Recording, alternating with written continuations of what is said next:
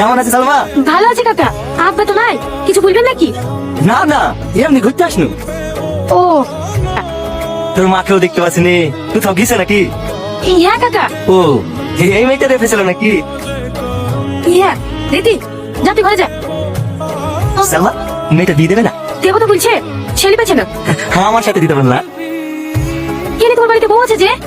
ভাবতে হবে কথা, আজ এক মাস হলো মায়ের বাড়ি বানানো শুরু করেছে, এখন রাস্তা আছে না, ও আগে বাদ দেবো। শুধু তুই একবার কথা বলে দেখ না, এই সব মেয়েকে তো সবাই বিক্রিতে যাবে না। নাম্বার আছে? হ্যাঁ আছে। লাগা লাগা। লাগাচ্ছি। ওগো, সালমা ফোন করছিল, একটা ছেলে নাকি থেকে বিয়ে করতে যাচ্ছে। কেমন ছেলে? ছেলেটা নাকি বিয়ে হয়েছিল, ছাড় হয়ে গেছে। ও ছেলে মেয়ে আছে নাকি? হ্যাঁ, একটা 10 বছরের ছেলে আছে। তাই তো গো, ওই বুড়ো মেয়ে বিয়ে বাকি করবে, গ্রামের লোকের কথা জানা তো ঠিক আছে নি, কি আর করবা, আসতে বলো। ঠিক আছে, কি রে এখন বসে আছিস যে? লেজাটা বললে আমি যাবো না। ডাক চেক করিস নি? আব্বা কথা দিয়ে ফেলেছে, তুই কি চাস আব্বার মান সম্মানে ক্ষতি হোক? দেখে চলে আসবি। দেখতে গেলে তোর বিয়ে হয়ে যাচ্ছে না, লে ভাই লে, জামাটা পরিলে। দেখো, আমি আমাকে চালাই না, মেয়েদের উপর আমার কোনো বিশ্বাস নাই। তুই শুধু দেখতে গেলেই পড়ে আছিস, কোন মেয়েকে দেখবি? তোর হাতে মেয়েকে দেখা দরকার নাই, একটু মেয়ে ভালোবাসি বুঝে গেছি, আর তুই ভালোবাসি নাটক করে করি, শিখবি তো তোর কাছে যেতে পারি গেল। ও পালাইনি, তোকে যেটা বলেছিল ভুল বলেছিল। আসল ঘটনা শুনলে তুই তার বেশি ঘৃণা করবি। আসল ঘটনা মানে?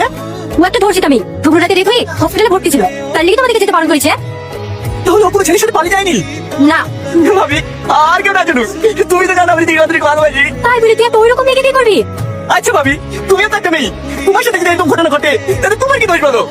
তুমি আপনার কি বলো, আমি আর কি দিকে কি করবো? বলো মা, কবুল। এই রীতি বোন, বলো কবুল। এই রীতি এখন কি মেয়ে বোন? বলো কবুল। আমি বিয়ে করবো না। কি করবে মানে? বল তো বল। এই দাঁড়া।